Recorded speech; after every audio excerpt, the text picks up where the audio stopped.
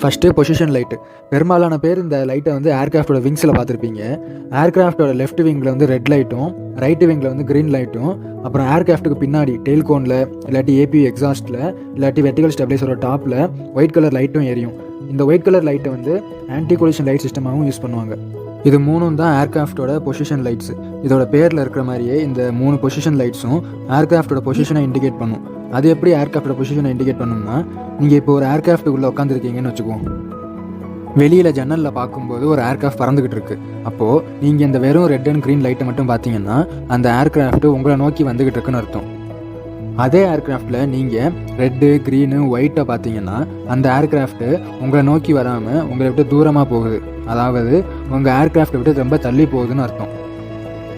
அப்புறம் அதே ஏர்கிராஃப்டில் நீங்கள் ரெட் லைட்டை மட்டும் உங்கள் வியூ பாயிண்ட்லேருந்து பார்த்தீங்கன்னா அந்த ஏர்கிராஃப்ட்டு உங்கள் வியூ பாயிண்ட்லேருந்து லெஃப்ட்டை நோக்கி பறந்துக்கிட்டு இருக்குன்னு அர்த்தம்.